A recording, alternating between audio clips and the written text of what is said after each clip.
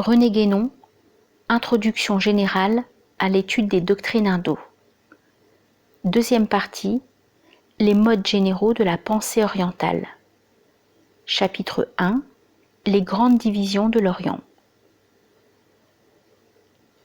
Nous avons dit déjà que, bien qu'on puisse opposer la mentalité orientale dans son ensemble à la mentalité occidentale, on ne peut cependant pas parler d'une civilisation orientale comme on parle d'une civilisation occidentale. Il y a plusieurs civilisations orientales nettement distinctes et dont chacune possède, comme nous le verrons par la suite, un principe d'unité qui lui est propre et qui diffère essentiellement de l'une à l'autre de ces civilisations.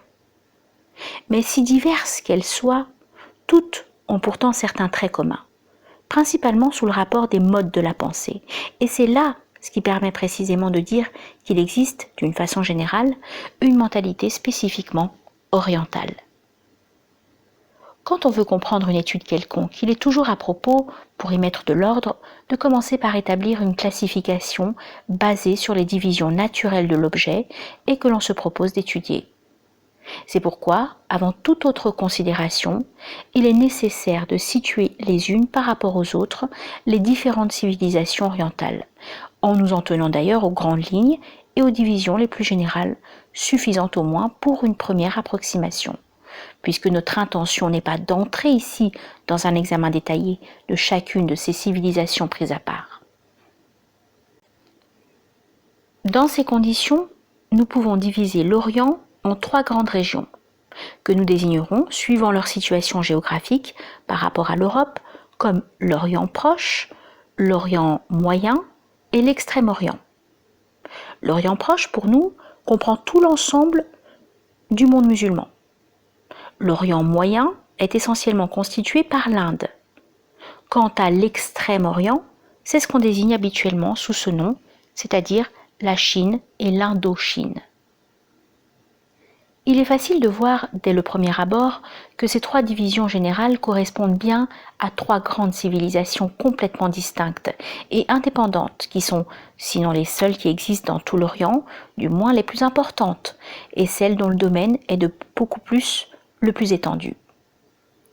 À l'intérieur de chacune de ces civilisations, on pourrait d'ailleurs marquer ensuite des subdivisions, offrant des variations à peu près du même ordre que celles qui, dans la civilisation européenne, existent entre des pays différents. Seulement ici, on ne saurait assigner à ces subdivisions des limites qui soient celles de nationalité, dont la notion même répond à une conception qui est, en général, étrangère à l'Orient. L'Orient proche, qui commence aux confins de l'Europe, s'étend non seulement sur la partie de l'Asie, qui est la plus voisine de celle-ci, mais aussi, en même temps, sur toute l'Afrique du Nord. Il comprend donc, à vrai dire, des pays qui géographiquement sont tout aussi occidentaux que l'Europe elle-même. Mais la civilisation musulmane, dans toutes les directions qu'a prises son expansion, n'en a pas moins gardé les caractères essentiels qu'elle tient de son point de départ oriental.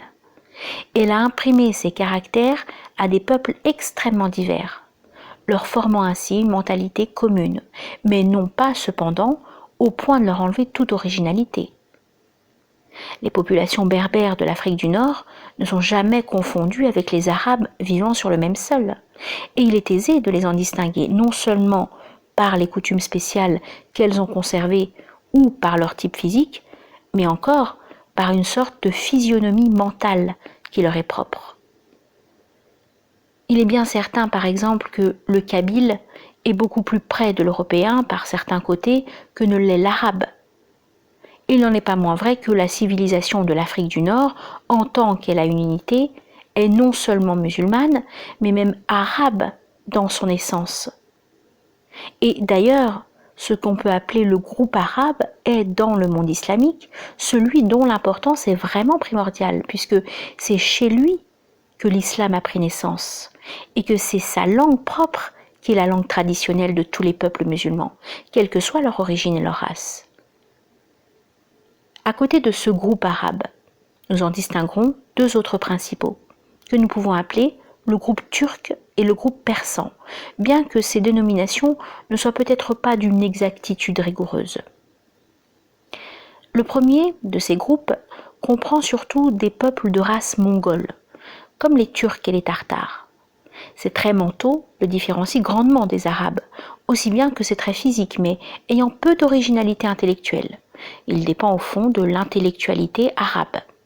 Et d'ailleurs, au point de vue religieux même, ces deux groupes, arabes et turcs, en dépit de quelques différences rituelles et légales, forment un ensemble unique qui s'oppose au groupe persan. Nous arrivons donc ici à la séparation la plus profonde qui existe dans le monde musulman. Séparation que l'on exprime d'ordinaire en disant que les Arabes et les Turcs sont sunnites, tandis que les Persans sont chiites. Ces désignations appelleraient bien quelques réserves, mais nous n'avons pas à entrer ici dans ces considérations. D'après ce que nous venons de dire, on peut voir que les divisions géographiques ne coïncident pas toujours strictement avec le champ d'expansion des civilisations correspondantes, mais seulement avec le point de départ et le centre principal de ces civilisations.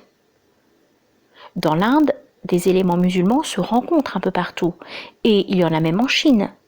Mais nous n'avons pas à nous en préoccuper quand nous parlons des civilisations de ces deux contrées, parce que la civilisation islamique n'y est point autochtone. D'autre part, la Perse devrait se rattacher ethniquement et même géographiquement à ce que nous avons appelé l'Orient moyen. Si nous ne l'y faisons pas rentrer, c'est que sa population actuelle est entièrement musulmane. Il faudrait considérer en réalité dans cet Orient moyen deux civilisations distinctes, bien qu'ayant manifestement une souche commune. L'une est celle de l'Inde et l'autre celle des anciens Perses. Mais cette dernière n'a plus aujourd'hui comme représentants que les Parsis, formant des groupements peu nombreux et dispersés, les uns dans l'Inde, à Bombay principalement, les autres au Caucase. Il nous suffit ici de signaler leur existence. Il ne reste donc plus à envisager, dans la seconde de nos grandes divisions, que la civilisation proprement indienne, ou plus précisément hindoue, embrassant dans son unité des peuples de races fort diverses, entre les multiples régions de l'Inde, et surtout entre le nord et le sud, il y a des différences ethniques au moins aussi grandes que celles que l'on peut trouver dans toute l'étendue de l'Europe. Mais tous ces peuples ont pourtant une civilisation commune et aussi une langue traditionnelle commune, qui est le sanskrit. La civilisation de l'Inde s'est, à certaines époques, répandue plus à l'est et a laissé des traces évidentes dans certaines régions de l'Indochine, comme la Birmanie, le Siam et le Cambodge, et même dans quelques îles de l'Océanie, à Java notamment. D'autre part, de cette même civilisation hindoue est sortie la civilisation bouddhique, qui s'est répandue sous des formes diverses sur une grande partie de l'Asie centrale et orientale. Mais la question du bouddhisme appelle quelques explications que nous donnerons par la suite. Pour ce qui est de la civilisation de l'Extrême-Orient, qui est la seule dont tous les représentants appartiennent vraiment à une race unique, elle est proprement la civilisation chinoise. Elle s'étend, comme nous l'avons dit, à l'Indochine et plus spécialement au Tonkin et à l'Annam. Mais les habitants de ces régions sont de race chinoise ou bien pure ou bien mélangés de quelques éléments d'origine malaise, mais qui sont loin d'y être prépondérants. Il y a lieu d'insister sur le fait que la langue traditionnelle inhérente à cette civilisation est essentiellement la langue chinoise écrite, qui ne participe pas aux variations de la langue parlée, qu'il s'agisse d'ailleurs de variations dans le temps ou dans l'espace. Un chinois du nord, un chinois du sud et un annamite peuvent ne pas se comprendre en parlant, mais l'usage des mêmes caractères idéographiques, avec tout ce qu'il implique en réalité, n'en établit pas moins entre eux un lien dont la puissance est totalement insoupçonnée des Européens. Quant au Japon, que nous avons laissé de côté dans notre division générale, il se rattache à l'Extrême-Orient, dans la mesure où il a subi l'influence chinoise, bien qu'il possède aussi par ailleurs, avec le Shinto, une tradition propre d'un caractère très différent. Il y aurait lieu de se demander jusqu'à quel point ces divers éléments ont pu se maintenir en dépit de la modernisation, c'est-à-dire en somme de l'occidentalisation qui a été imposée à ce peuple par ses dirigeants. Mais c'est là une question trop particulière pour que nous puissions nous y arrêter ici. D'un autre côté, c'est avec intention que nous avons omis dans ce qui précède de parler de la civilisation tibétaine, qui est pourtant fort loin d'être négligeable, surtout au point de vue qui nous occupe plus particulièrement. Cette civilisation, à certains égards, participe à la fois de celle de l'Inde et de celle de la Chine, tout en présentant des caractères qui lui sont absolument spéciaux. Mais comme elle est encore plus complètement ignorée des Européens que toute autre civilisation orientale, on ne pourrait en parler utilement sans entrer dans des développements qui seraient ici tout à fait hors de propos. Nous n'avons donc à envisager, en tenant compte des restrictions que nous avons indiquées, que 3 grandes civilisations orientales, qui correspondent respectivement aux 3 divisions géographiques que nous avons marquées tout d'abord, et qui sont les civilisations musulmanes, hindoues et chinoises.